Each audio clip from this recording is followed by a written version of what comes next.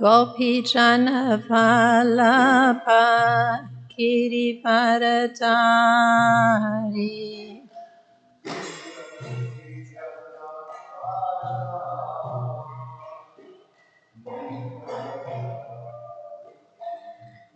Yasodanandana Prajajana Ranjana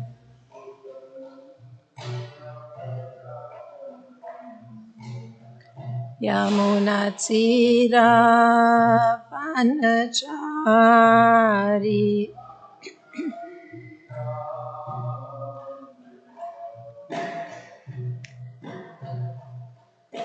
Jaya Radha Madhava Kunja Bihari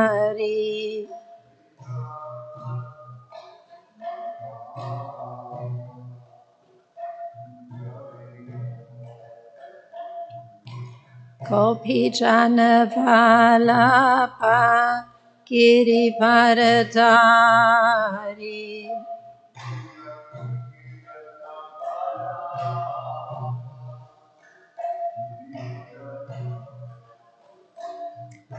Yasodanandana Prajajana Ranjana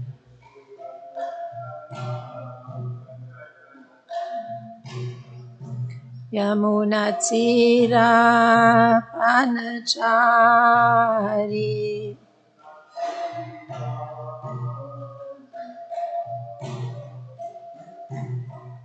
Jaya Radha Madhava Kunja Bihari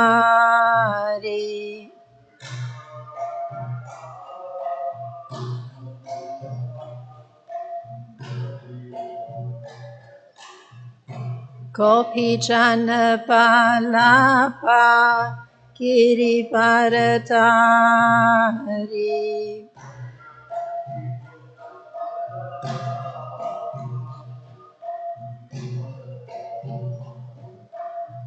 Yasodanandana Prajajana Ranjana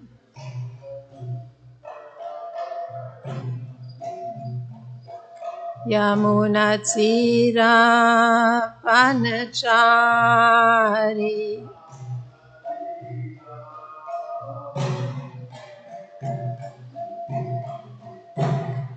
Hare Krishna, Krishna Krishna, Hare Hare, Hare Rama, Rama Rama, Hare Hare.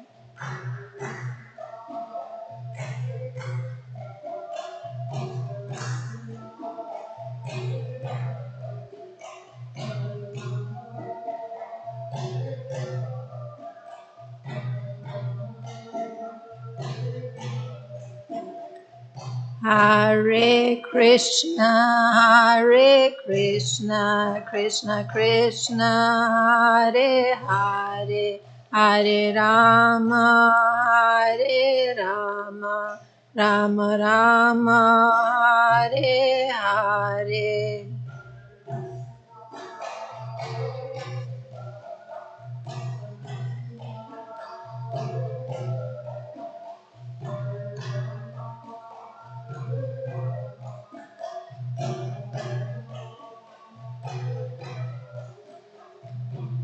Hare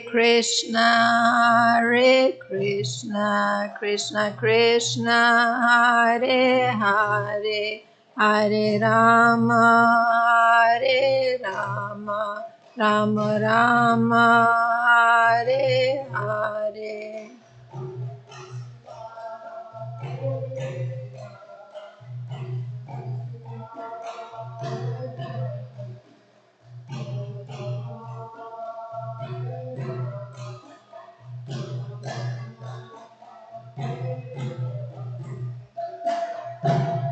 Kishore Kishori ki jai, Jagannath Baladev Subhadra Maharani ki jai, Gaunitai ki jai, Srila Prabhupada ki jai.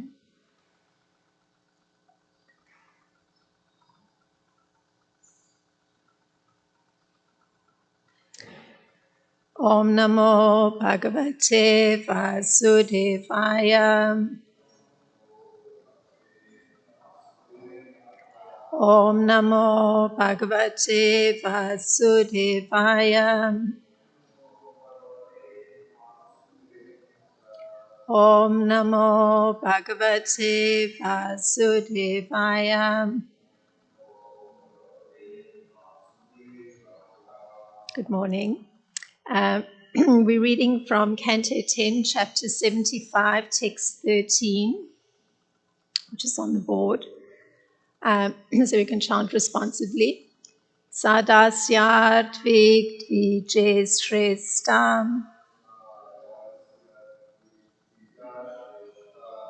Brahma Goshena Bhuyasa Devashi Pitri Gandharvas Tushtuvu Pushpavashinaha Sadasyat Vigdvijayasrestam Brahma Goshena Bhuyasa Devashi Pitri Gandharvas Tushtuvu Pushpavashinaha Sadasyat Vigdvijayasrestam Brahma Goshena Bhuyasa Devashi Pitri Gandharvas Tushtuvu Pushpavashinaha. Please chant. Sadasyat Vigdvijayasrestam Brahma Goshena Bhuyasa Devashi Pitri Gandharvas Tushtuvu Pushpavashinaha. Nobody else you want to tempt? Sadaya Svartvik Dvijashrestha Brahma Goshena Bhuyasa Devashi Pitrir Gandharvas Tushtuvu Pushpavashinaha.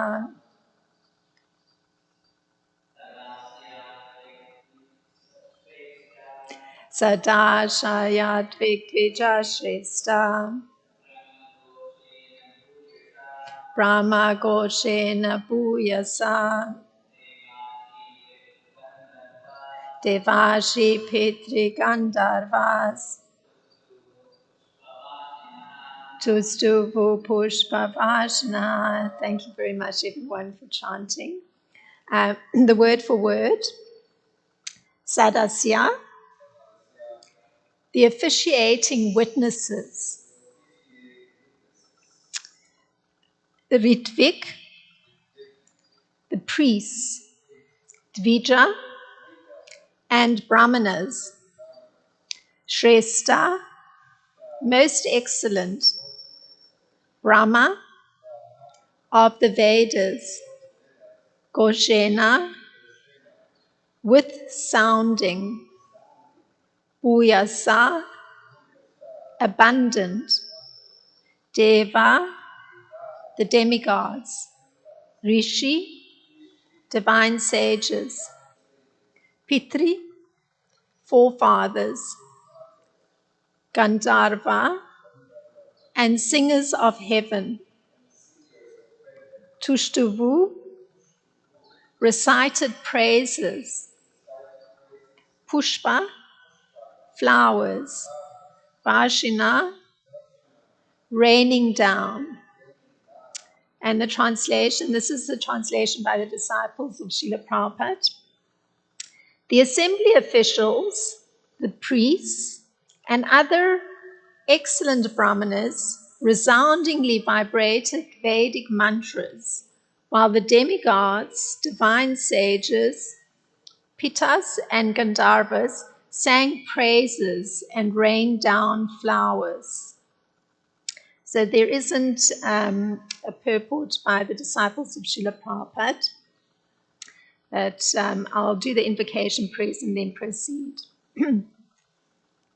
Om Jnana-timirandasya Gananjana-shalakaya Chakshurunmilitam Yena Tasmai Shri Gurave Namaha Shri Chaitanya Manopistam Stapitam Yena Bhutale Swayam Rupa Kadamayam Dadati Swapadantikam Vandeham Shri Guru Shri Uta Padakamalam Shri Gurum Vaishnavam Shri Rupam Sagrajata Sahagana Ragutam Vitam Sajivam Sadvaitam Savadutam Parijana Saitam Krishna Chaitanya Devam Shri Radha Krishna Padan Sahagana Lalita Shri Vishakha Vitam Shah Hey Krishna Karuna Sindhu Dina Bando Jagat Pate Gopesha Gopika Kanta Radha Kanta Namostute Tapta Kanchana Gorangi Radha Vrindavaneshwari Vishabhanu Suti Devi Pranamami Hari Priye Panchakalpa Tarubhyascha Kripa Sindhubhya Vacha Patitanam Pavanebhyo Vaishnebhyo Namo Namaha Namo Om Vishnu Padaya Krishna Prasthaya Bhutale Shrimata Ramapada Swami iti namine Namo Om Vishnu Padaya Krishna Prasthaya Bhutale Shrimata Bhakti Vedanta Swami iti namine Namaste Saraswati Deve Gauravani Pracharine Navishesha Sunyavadi Paschatya Deshatarine Jai Shri Krishna Chaitanya Prabhu Nityananda Shri Advaita Gadadhar Shri Vasadi Gaura Bhakta Vrinda Hare Krishna, Krishna Krishna, Hare Hare, Hare Rama, Rama Rama, Hare Hare. So, although there's no purport, I'm going to be reading the same section written by Srila Prabhupada in Krishna, the Supreme Personality of Godhead. So, this is what Srila Prabhupada writes on this section.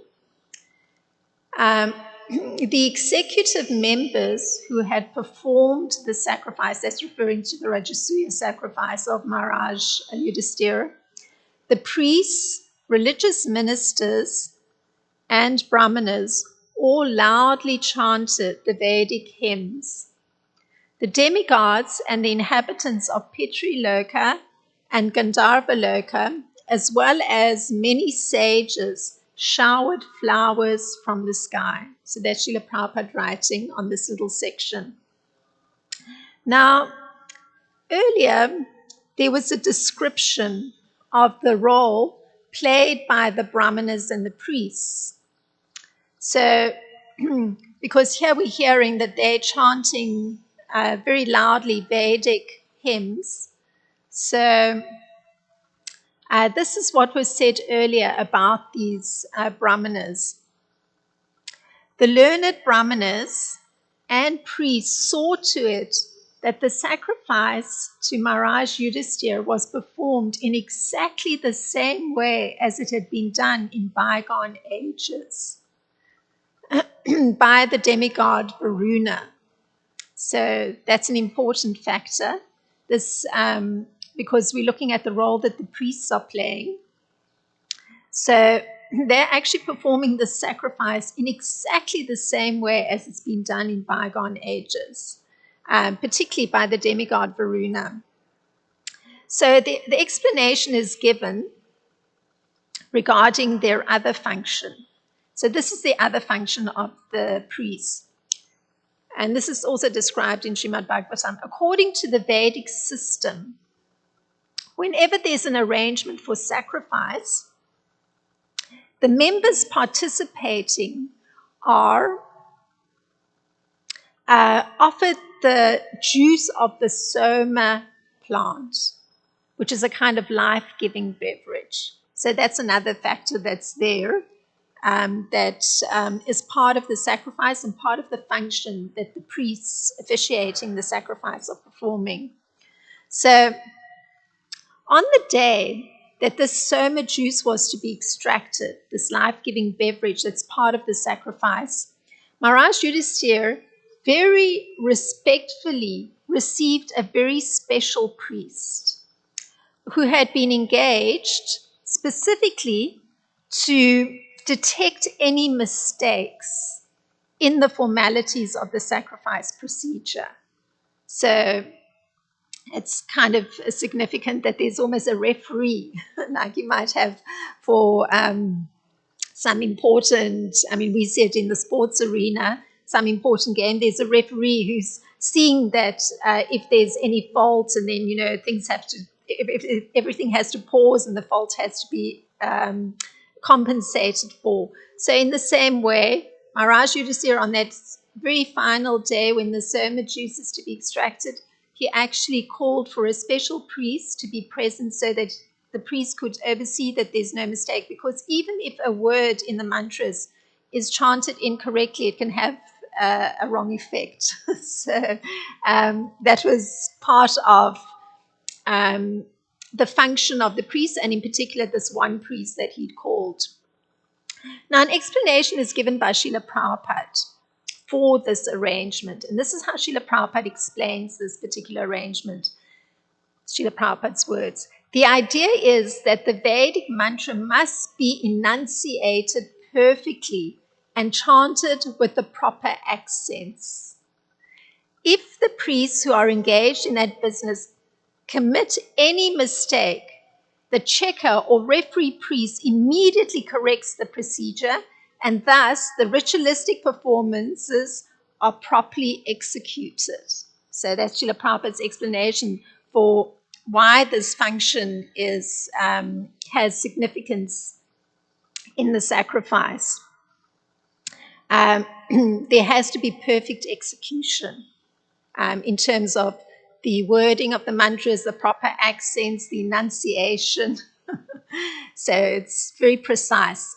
Now, a reason is given by Srila Prabhupada for the practice of the referee priest. And this is what he says: unless perfectly executed, a sacrifice cannot yield the desired result.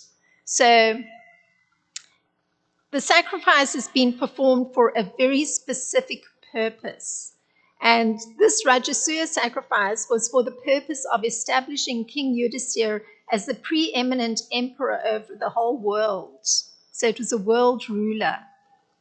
So very important sacrifice, very specific purpose, and hence the emphasis on very perfect execution. Because Srila Prabhupada says, unless it's perfectly executed, such a sacrifice cannot yield the desired result.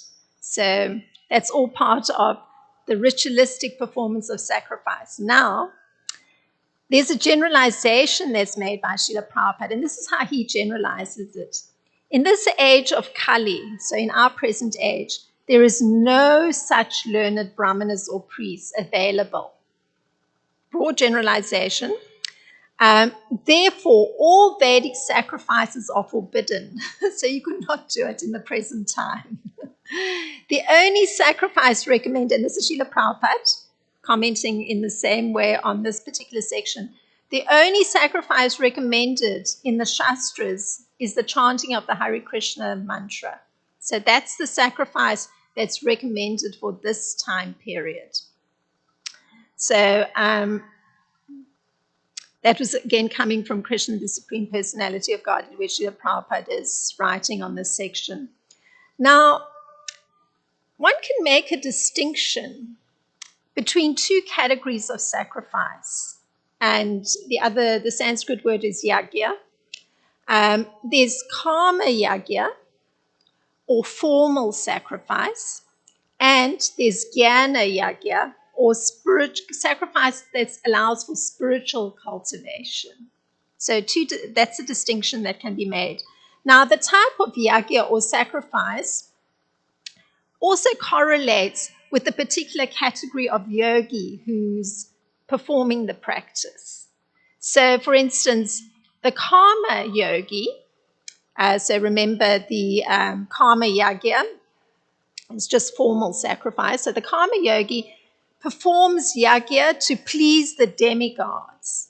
And as a result, the demigods, such as Indra and Varuna, they do become pleased. And they're also just implied in the Kami yogi performing that sacrifice to please the demigods. It's implied that he's delegated authority to those demigods. He's looking to up to those demigods. And so hence the sacrifice to the demigods. Now, gradually, this Kami yogi, who's just performing formal sacrifices, some sacrifices is done as ritualistic, is done in order to achieve a particular end result. Gradually, just through doing those kind of sacrifices, the Kami yogi comes to the platform of selfless Kama yoga. Initially, it's all, or for a long time, it may be, maybe lifetimes, the person's just performing ritualistic sacrifices. Sometimes a person may engage brahmanas in the temple to actually perform a ritualistic sacrifice with a particular result in mind. Like through my years in Krishna consciousness, I've come across different persons who've actually done ritualistic sacrifices. So one I recall, there was a girl who was having difficulty getting married. So the persons arranged for brahmanas to perform a ritualistic sacrifice with the end result being that this girl would somehow be able to have a suitable spouse. So that's a ritualistic sacrifice. So now, there's the Jnani Yogi. Now, the Jnani Yogi, they have a particular slogan. It's a Vedic statement, and this is the slogan, the Jnani Yogi. So remember, the Jnani Yagya or sacrifice is one in which there's an attempt at spiritual cultivation. So it's not just on the material level where you're looking for a reward or a result on a material plane. It's on a more elevated plane. So the Jnani Yogi have as their slogan this particular Vedic statement, Tat Tvam Asi. So they chant the mantra Om at any sacrifice, and they sacrifice the Tvam or the spirit soul into the Tat or the Brahman. And the Brahman is defined as the spiritual nature manifested in nature. So that's what the Jnani yogis are doing. So generally, those are the yogis that are studying philosophical texts and are utilizing their intelligence, but their underlying motive, as opposed to the Kami yogi who's looking for a result on the material plane, is actually to cultivate spiritual understanding. And so they have that slogan. They're offering their soul into the Brahman, the spiritual nature within matter. So that's the understanding of that distinction between the two kinds of yagyas or sacrifices that can be performed.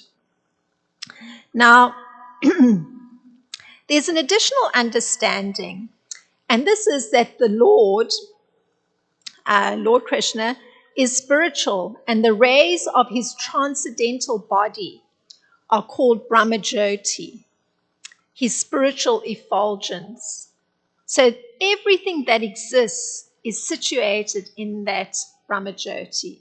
So it's the transcendental rays emanating from his spiritual body that's actually that spiritual aspect that's present in nature. So everything's actually existing within the rays of emanating from the transcendental body of the Supreme Personality of Godhead. So that's the additional understanding. And that comes from a purport by Srila Prabhupada in Bhagavad Gita 424 verse. One can read that. Now, Srila Bhakti Vinod Thakur, so it's the one of the acharyas in the Gaudiya Vaishnava line. Srila Bhakti Vinod, he writes that sacrifice can be put into 4 categories. So there's 4 types of sacrifice, you could say. There's the Dravya Yagya, the sacrifice of one's possessions. There's the Tapo Yagya, the performance of severe austerities. So it's another kind of sacrifice. And an example of performing a severe austerity is there's this term Chandrayana or Chaturmasya. So Chaturmasya in the rainy season in India, it's like a 4-month period. One may see persons who choose to perform this sacrifice that on a daily basis, and it was done by Srila Bhaktisiddhanta Saraswati Thakur, the spiritual master of Srila Prabhupada. In the rainy season, this Chaturmasya is practiced where a person chooses to eat khichdi, which is a combination of rice and usually mung dal, and does it bending down and not using the hands. So eating in that kind of way is extremely difficult because naturally, because you're in such a bent position, the stomach can't really take much. So even though you're eating and undergoing that difficulty, you're not actually even able to ingest that much. So it's a super austerity, and that is practice. And also, I think there's the accompanying thing of like not shaving the facial hair if one is a male person. So that can be an example of a severe austerity. It's called tapoyagya. Then there's a third category of yagya. This is Srila Bhaktivinoda Thakur writing, called yoga yagya. And this is the mastering of the eightfold mystic processes. So that can be through pranayam and the all the perfections that come with that, mystic perfections. Like becoming so small, one can enter through a keyhole, or one can travel to other planetary systems just through the mind. So those are mystic perfections. So that's yoga yagya. You master the eightfold mystic yogic perfections. And then there's jnana yoga or jnana yagya. So yagya, because it's the 4 categories of sacrifice. And this is the cultivating the power to discriminate between matter and spirit. So that was what I touched on earlier in making the distinction between the materialistic kind of sacrifice and sacrifice that's more for spiritual cultivation. So this is the 4th in the category, the jnana yagya, the cultivating that power to discriminate between matter and spirit. So those are the 4 categories of sacrifice that are given by Srila Bhaktivinoda Thakur. And I'm drawing this from, he also wrote Bhagavad Gita translation. So this was his, this breaking down into the 4 categories of sacrifice is coming from him writing on Bhagavad Gita 4:28. Now, yagya or sacrifice is actually the proper definition of yagya is activities that are performed for the satisfaction of the Supreme Lord. So that is the proper definition of yagya. And in the course of one's performance of religious duties, so those that are religiously motivated, so any of these 4 categories of sacrifice that are described from Srila Bhaktivinoda Thakur, the activity needs to be performed for the satisfaction of the Supreme Lord if one's undertaking it. That's the proper definition of sacrifice. And Srila Prabhupada translates this particular verse, and I'm drawing a lot from it for this understanding of sacrifice. It's Bhagavad Gita 4:24, and this particular definition of yagya or sacrifice has been activities performed for the satisfaction of the Supreme Lord in the course of one's performance of religious duties. And this is how Srila Prabhupada translates this verse, 4:24 Bhagavad Gita. A person who is fully absorbed in Krishna consciousness is sure to attain the spiritual kingdom because of his full contribution to spiritual activities, in which the consummation is absolute and that which is offered is of the same spiritual nature. So that sounds like quite a mouthful. So it's again this idea that actually one is performing the activity, the sacrifice, for the satisfaction of the Supreme Lord. The whole consciousness is that way. So even the Jnani yogi, the person who is trying to perfect the eightfold, is trying to actually understand the distinction between matter and spirit, that person is offering themselves, their soul into the spiritual aspect, the spiritual rays emanating from the body of the Supreme Lord. But the higher than that is the understanding that sacrifice is actually being performed for the pleasure of the Supreme Lord. It's acknowledgement of the person behind from whom those the Brahmajyoti is emanating. So yajna or sacrifice is considered actual sacrifice when 5 ingredients of sacrifice are spiritualized. Because we've been hearing about Maharaj Yudhisthira and his sacrifice, so I'm shifting a little bit to that. And these are the 5 ingredients of sacrifice that have to be spiritualized, because he's performing a fire sacrifice.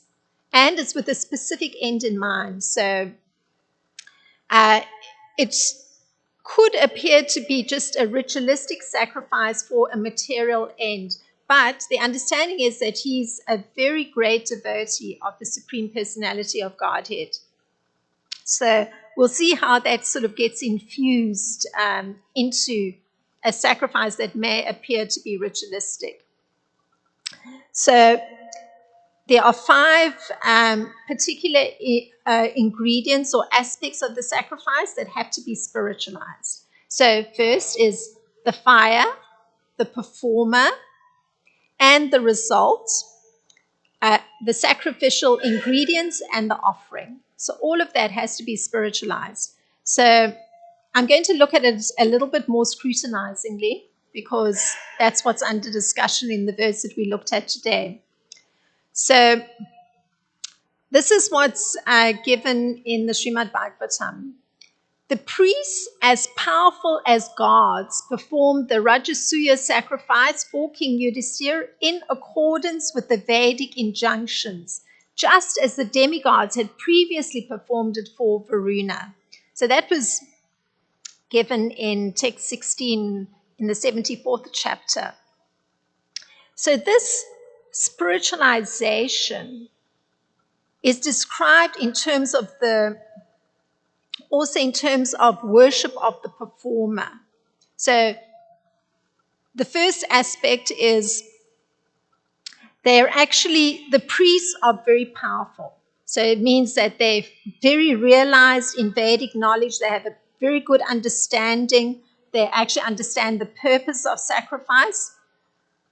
And it specifically states that they performed it in accordance with the Vedic injunctions. So there's no fault. They completely understand. And in fact, it's on such an elevated level, it's in the same way that sacrifices are performed in the heavenly realm by the demigods. It's very perfect, very elevated.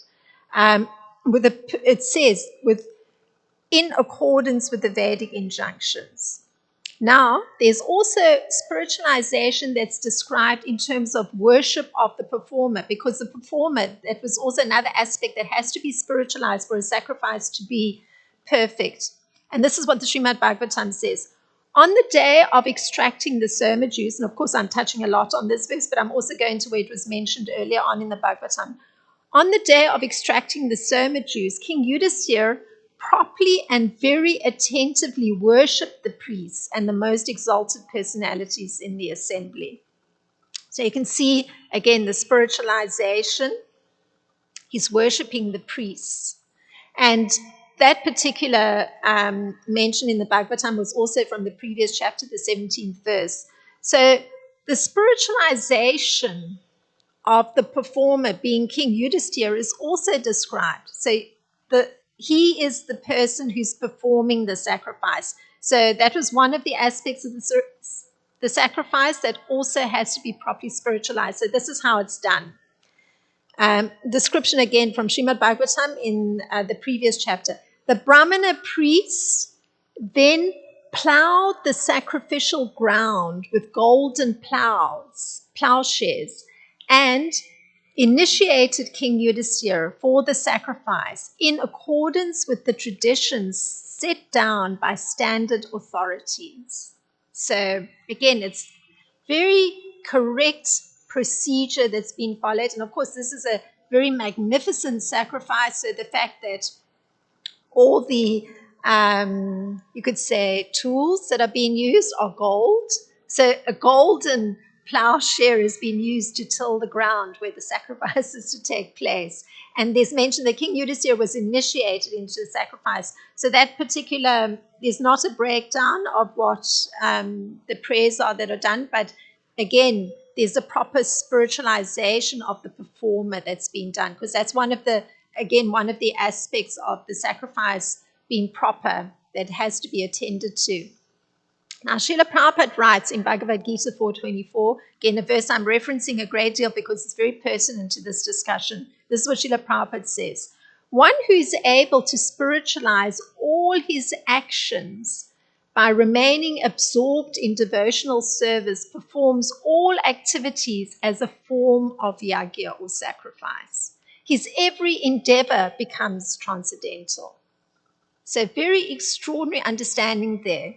If one takes into account that the proper definition of sacrifice is that it's an offering to please the Supreme Personality of Godhead in the course of performing one's religious duties. So Maharaj Yudhisthira is performing a religious duty to establish himself in that position as the preeminent emperor of the world. He has to actually perform this sacrifice.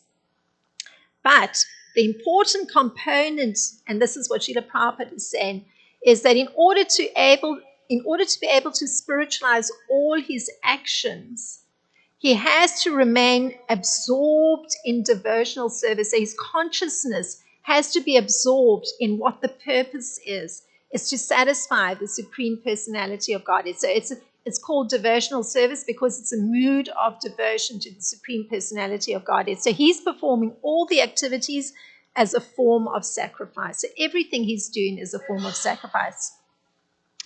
And therefore, as Srila Prabhupada generalizes, every endeavor becomes transcendental. So it's above the material plane because the consciousness is fixed on the pleasure of the Supreme Personality of Godhead. And in the Bhagavatam, Srila Sukadeva Goswami, he's the person who's narrating most of these verses that we're reading. Srila Sukadeva Goswami tells of Maharaj Yudhisthira's actions, and this is what Sukadeva Goswami says.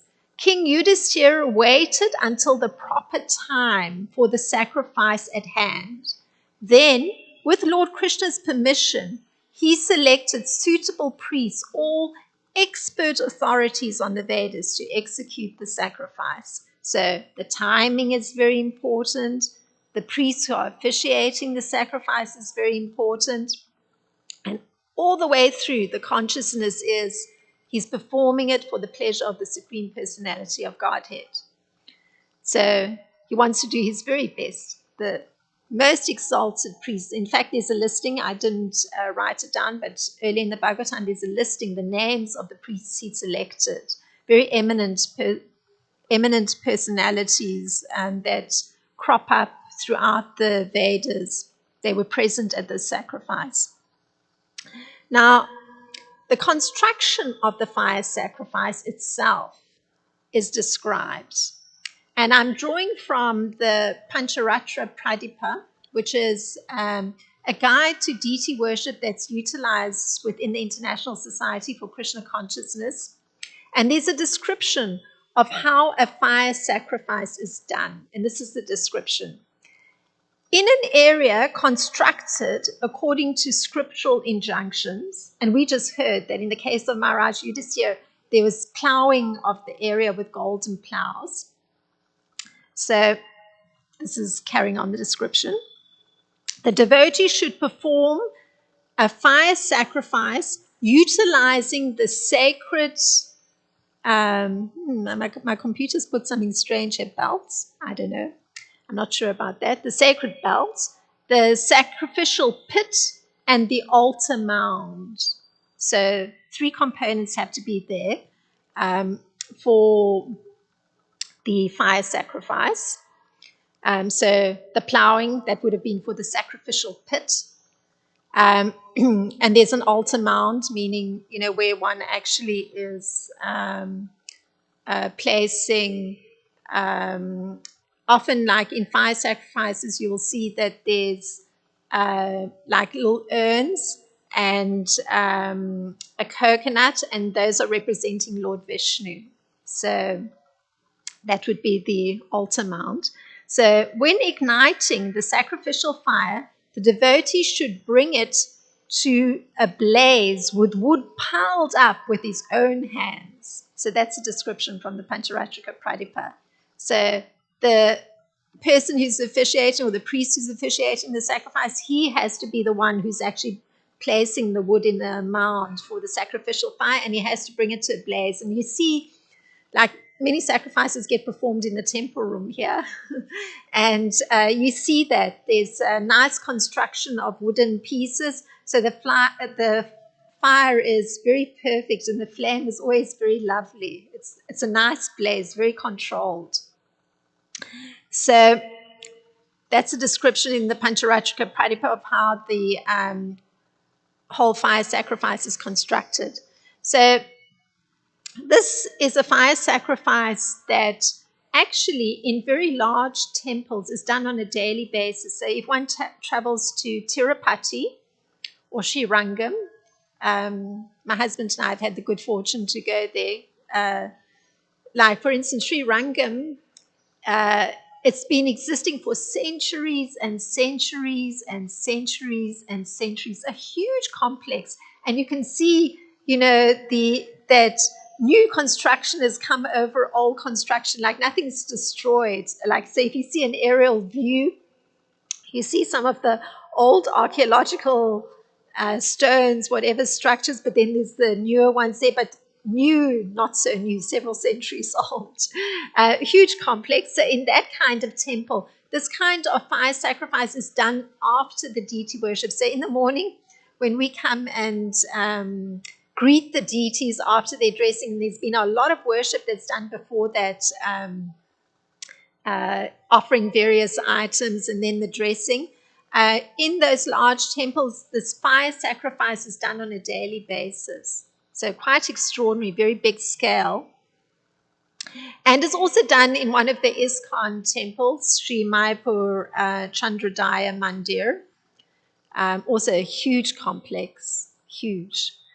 So now, going back, to remain absorbed in devotional service in performing the activity of a fire sacrifice is described. And this is coming from Pancharatrika Pradipa. Very interesting, because you want to know, how are you going to keep your consciousness in the right place that is actually for the pleasure of the Supreme Personality of God. And here's a description from the Pancharatrika Pradipa of how this activity can be performed, this sacrifice can be performed in that kind of consciousness as in a devotional mood.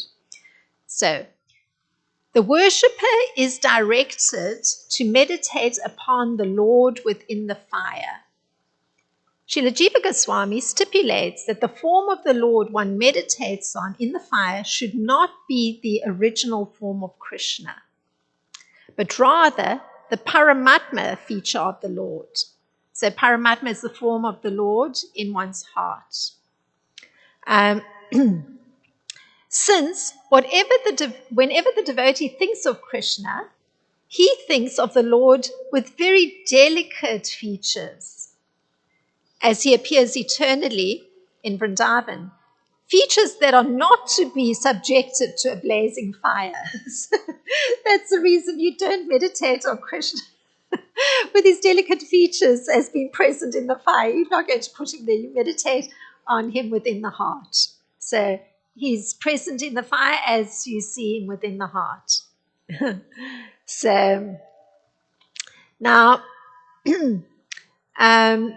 so that's a description from the Pancharatrika Pradipa on how the sacrifice can be formed where the meditation is proper, that it's for the pleasure of the Supreme Lord.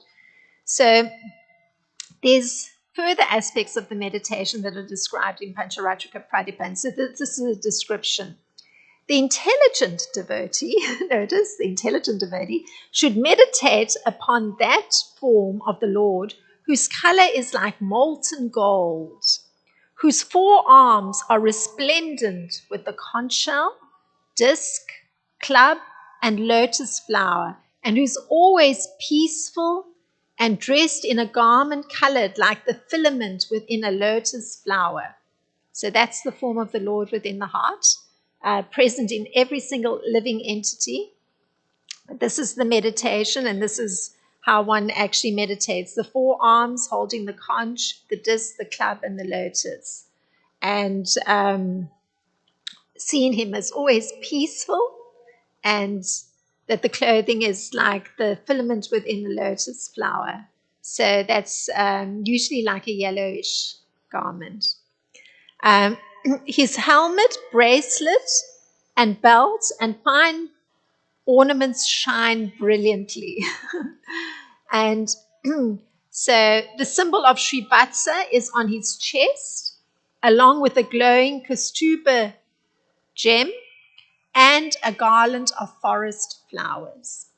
So that's how the person officiating the fire sacrifice, in order to actually do it in the correct definition of what a sacrifice is that it's for the pleasure of the Supreme Personality of Godhead. This is how he's meditating of the Lord being present within the fire in the way that the Lord appears within the heart, and that was the description. So quite extraordinary.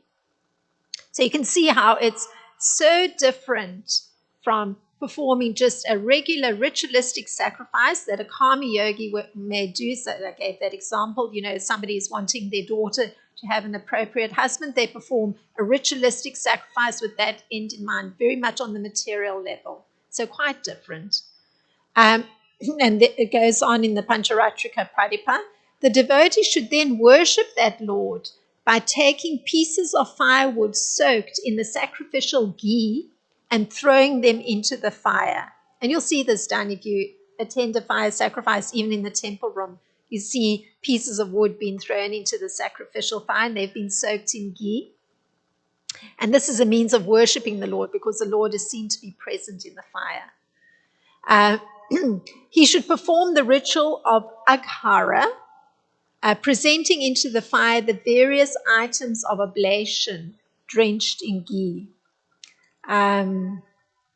So there's often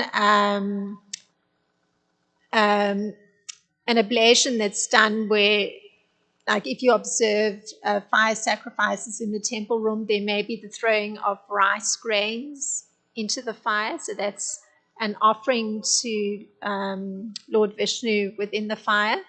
And it's also got another purpose, at least the throwing of rice grains is destroying karmic reactions, sinful reactions, the throwing of grains in that way. The Pancharatrika Pradipa carries on. He should then offer to 16 demigods, beginning with Yamaraj, the oblation called Svishti Krit, which is reciting the basic mantras of each deity and the 16-line Purusha Shukta hymn, pouring one oblation after each line of the Purusha Shukta. He should utter the particular mantra naming each deity. So often when you see a sacrifice being done, there's continuous chanting, and it's this Purusha Shukta.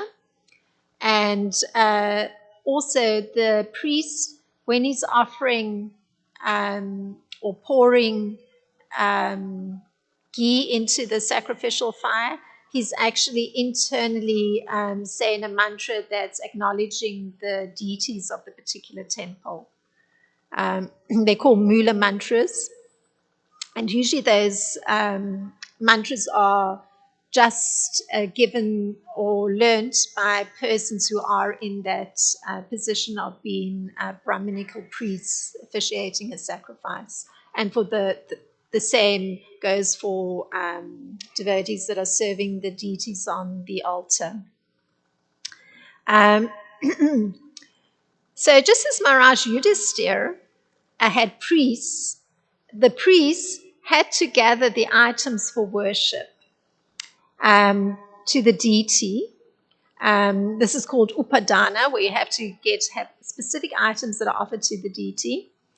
And the area has to be purified, the sana suddhi it's called, and then one invokes the Lord into the fire.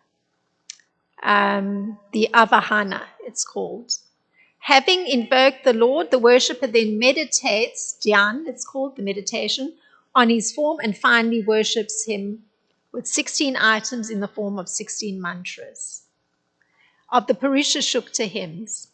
And so here there's further description in the Pancharatrika Pradipha.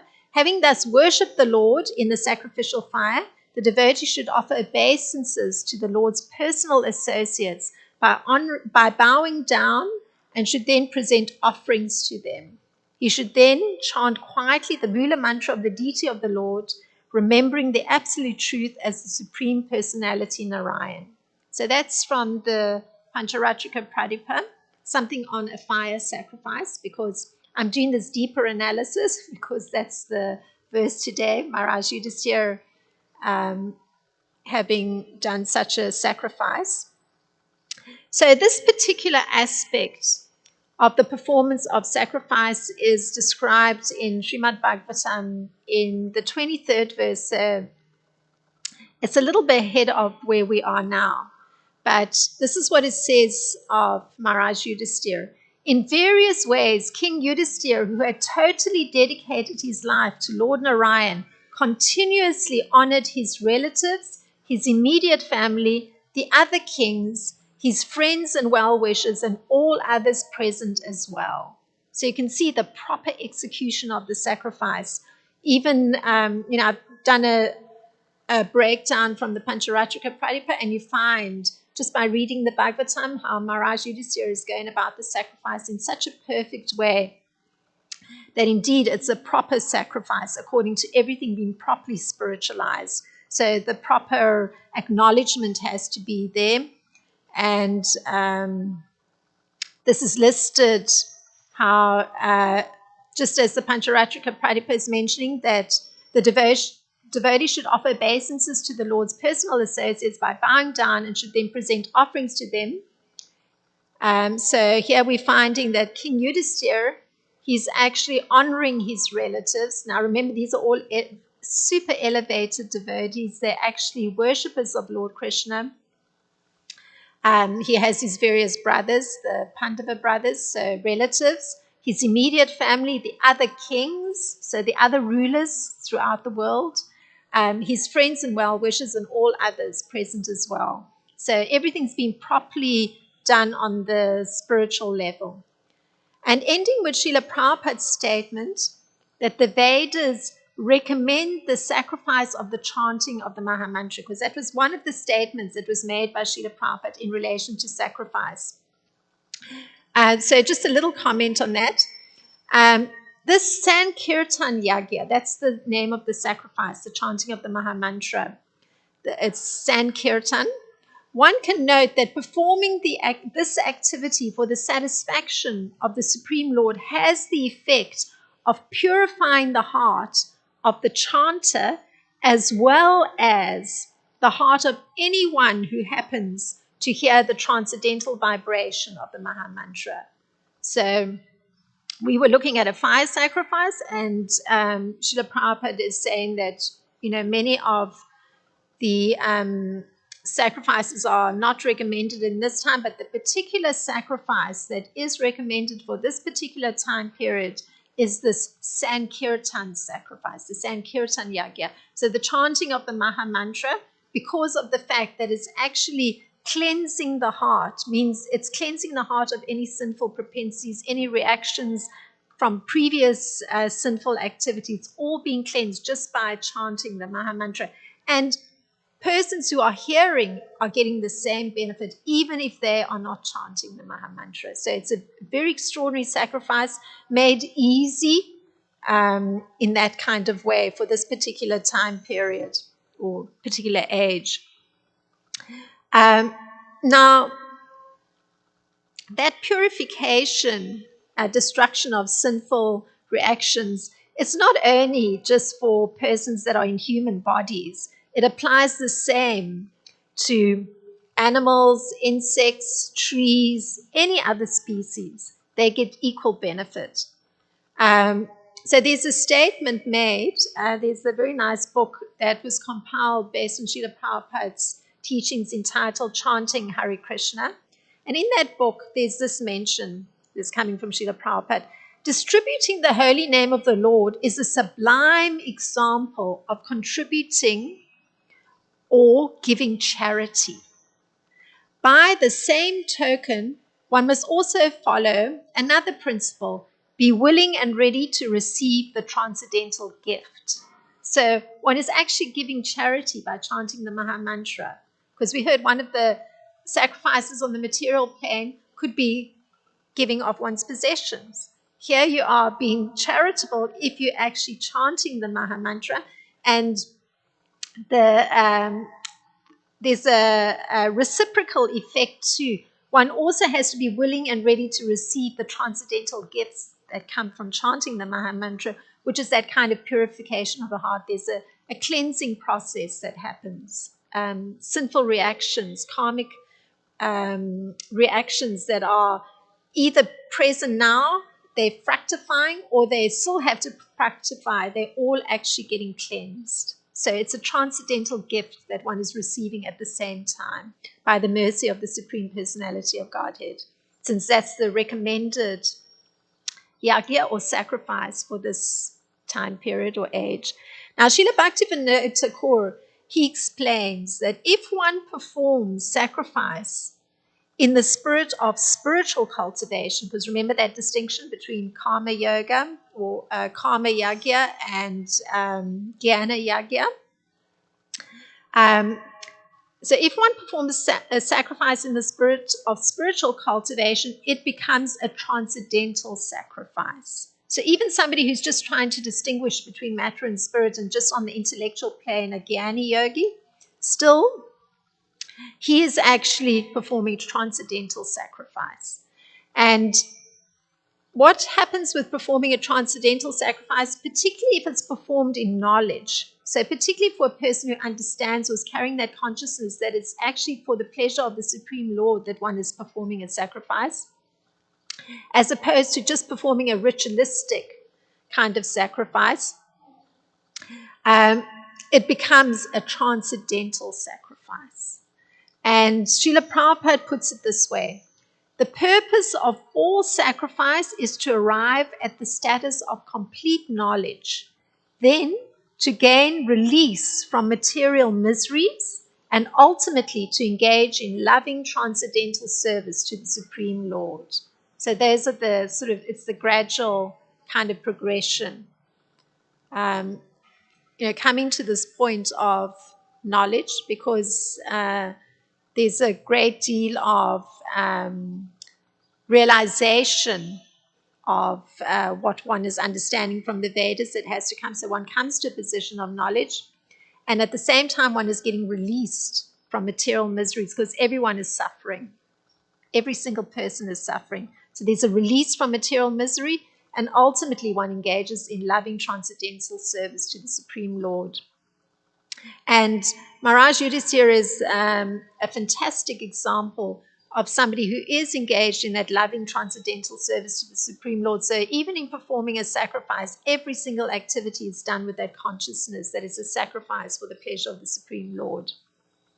So these were some of the thoughts that came as a result of this particular verse today. If there's any contribution to expand the discussion, please feel free. There's a microphone, Sabal will bring it, because it gets broadcast, the class. I thought it was interesting when you were mentioning about. Do you have the microphone on? It's Is it on. working? Good. Okay, because it's getting broadcast. Yeah. When you were mentioning about how Srila Prabhupada said that it was not recommended to do the sacrifices in modern day because we don't have the learned priests, and so instead we have the Hare Krishna Mahamantra. I just love seeing parallels between different religious and spiritual traditions. So I'm noticing a parallel with Judaism, where in the Torah we have all these descriptions of sacrifices to be performed at the temple in biblical times, but because in present day the temple is destroyed and we don't have the priests anymore, modern day rabbis don't recommend doing sacrifices, and they have specific prayers that they offer instead. So it's like using your words instead of a sacrifice as a devotion to God. So I just thought that was a really interesting parallel.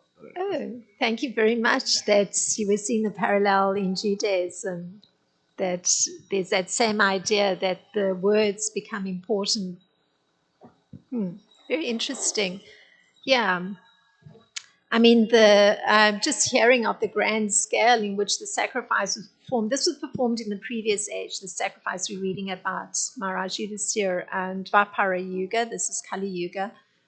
So indeed, just actually hearing of the enormity and expansiveness of the sacrifice, that basically all the kings of the entire world were present. All the items being used were gold, actual gold. And all the priests that were invited were the most eminent brahmanas in whichever kingdom. They all congregated there. So it's on a very huge scale. So one can understand that in the present time, it's kind of, there's a paucity, a paucity of wealth of that scale. So but thank you that you brought up that in Judaism, there's that same idea that actually the chanting of the Maha Mantra is the great, or just in the same way that in the Vedas is the recommendation that the chanting of the Maha Mantra is the sacrifice, minus all that material opulence. So, in the same way that in Judaism, there's that acknowledgement that the great temples may not be there, they may be destroyed, the priests may not be there, but one can utilize words. So, thank you. That's a very nice parallel. It's a very nice distinction, um, that the purpose when you're doing a sacrifice is a very fundamental, you know, uh, thing to pay attention to. And in the Bhagavad Gita, Krishna established that sacrifice is meant for his pleasure. H.G.Krsnarcana Kamanyanitra is the, the third chapter of the Bhagavad Gita. Krishna spends in this whole thing, the establishing of the process of Jagya as the means, as a system that guarantees people in this world to not only be prosperous, but actually to elevate themselves back home, back to Godhead. So, and specifically have to be done for the pleasure of the Supreme Personality of Godhead. So that's established as a purpose. Now, you have in the Vedas that there is a karma par, there's a jnana par, and then there's the one that focuses specifically in spirituality. And explains that without the bhakti par, which is devotional par, if that's not in place, because that's what's guaranteed that things are done for the pleasure. Bhakti is activities for the pleasure of the Lord. So if that's not if the other activities are not under the umbrella of bhakti, then the motivation is material. So you have the motivation for some material, elevation, and then there's a motivation of the jnana. The motivation can be, you mentioned it, of liberation. So you want to become liberated out of the miseries of material existence. So it becomes, it's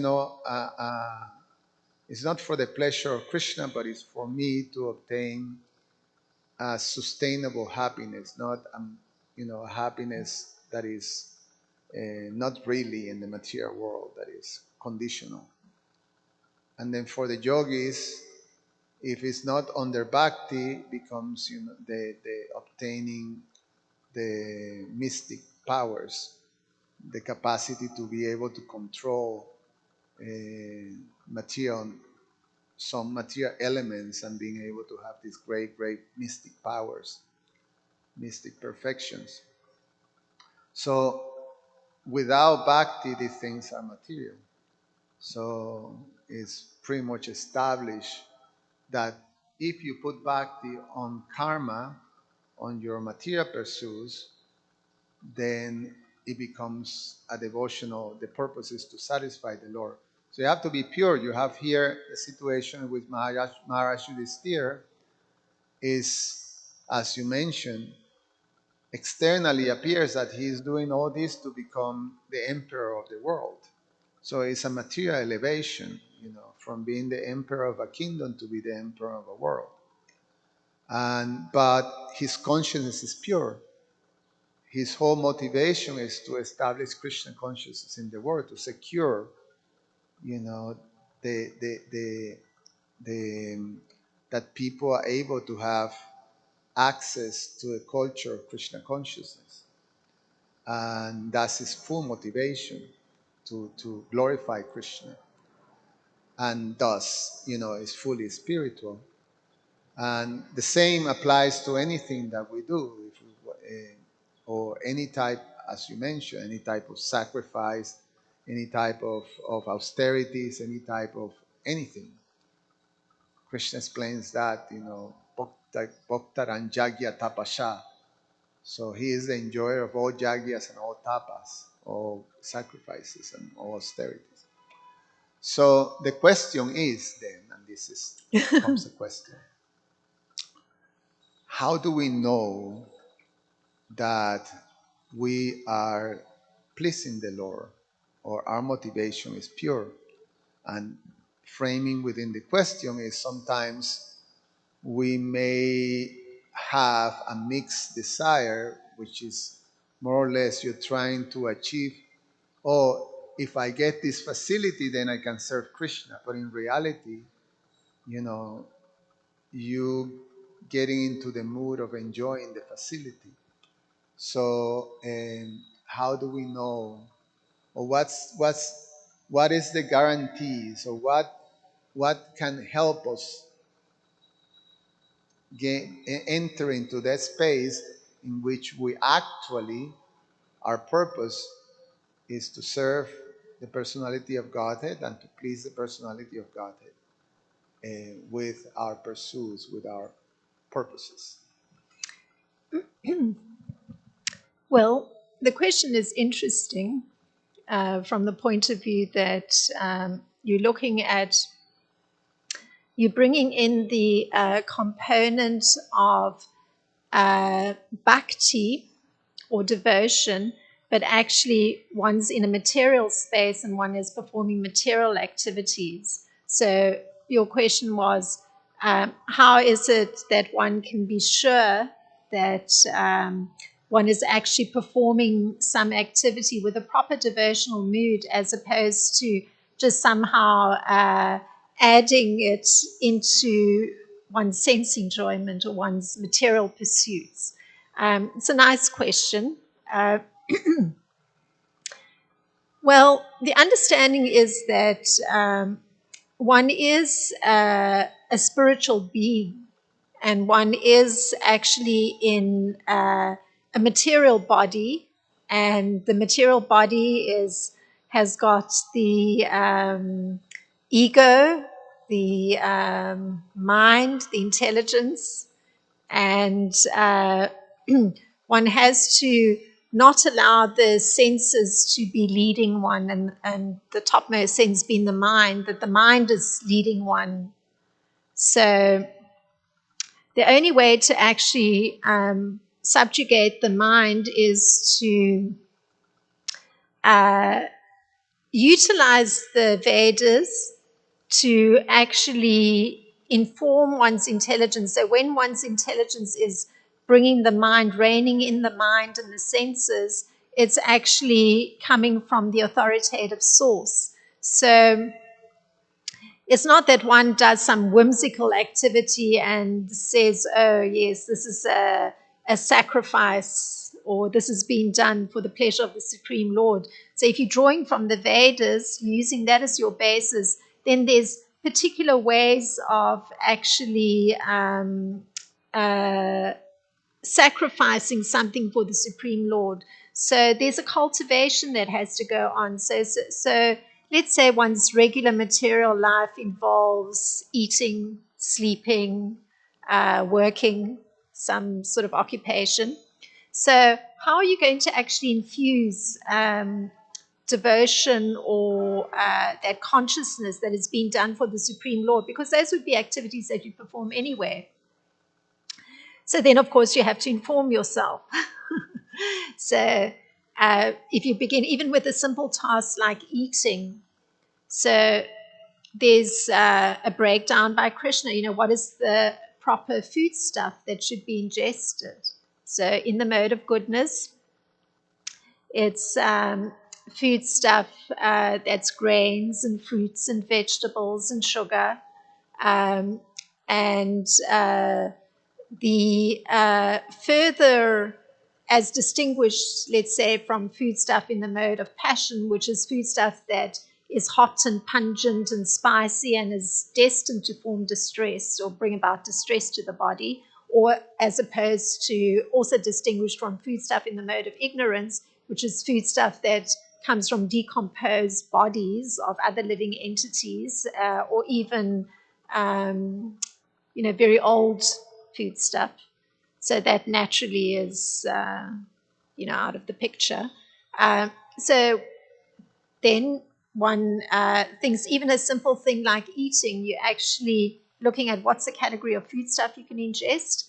And then there's also a means for purifying that food stuff. Because if you want to eat as a form of sacrifice to the Supreme Lord, then you're actually going to prepare a meal, carefully choosing the ingredients and carefully preparing it with a consciousness that actually this is first to please the Supreme Lord. So that vegetarian meal is grains and beans and pulses, sweetener, whatever.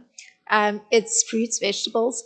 It's prepared with the consciousness to please the Supreme Lord, and then one actually directly offers it to the Supreme Lord. So before one eats, one is actually preparing a plate that one puts in front of a picture or in front of the deity of the Supreme Lord, and actually at minimally chants the Maha Mantra 3 times and leaves the plate for Krishna to enjoy the food stuff first, and then one takes it and transfers it to one's containers, and then one eats. So even a simple thing like eating can be elevated to a sacrifice for the Supreme Lord.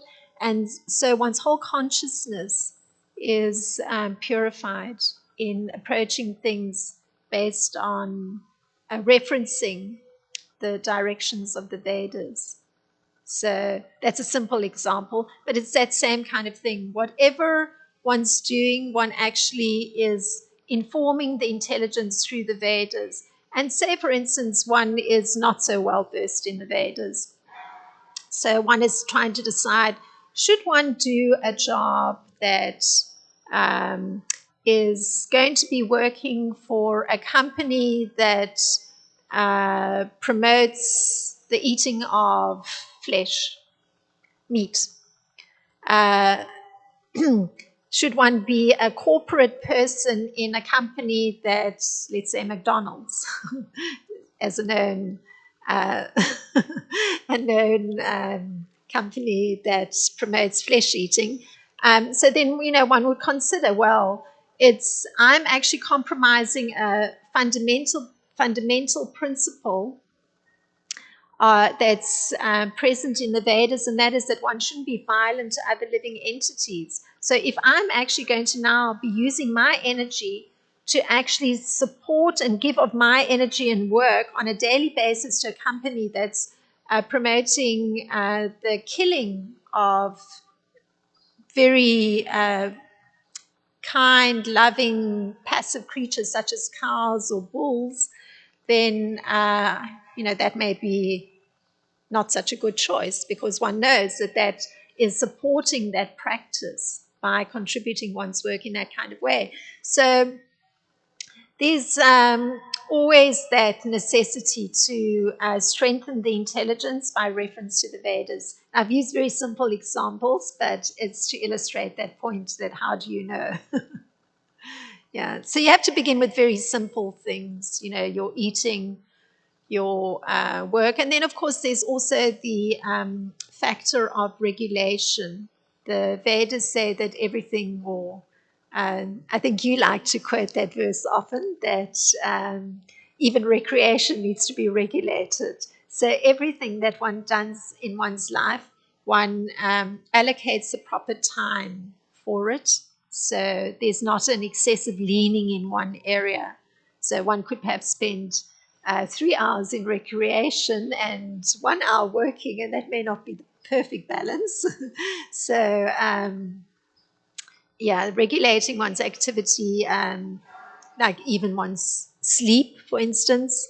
Different bodies are different, so it may be that 6 hours is the good amount for most persons trying to align themselves with Vedas and Vedic teachings. And then there may be other bodies that need a bit more, but you find what is certainly going beyond 7 hours may be a little excessive. uh, so one tries to consistently maintain a kind of regulated lifestyle, the same amount of sleeping, the same amount of working, same amount of recreation. So everything's nicely balanced. And then it makes it easier to take to direct spiritual practices. So just as the Gyani may be just utilizing the Vedas with the pursuit of, there's a transcendental aspect to it because it's an attempt to distinguish between matter and spirit.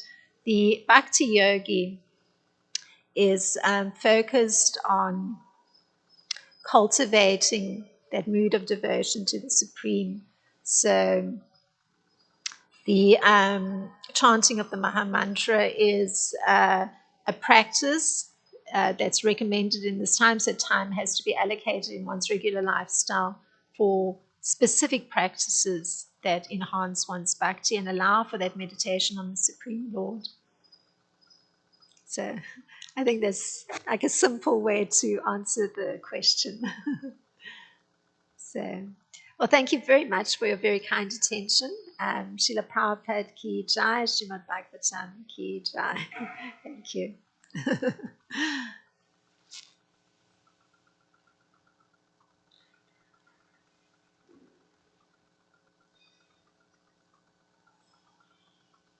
I've gone a little bit off today.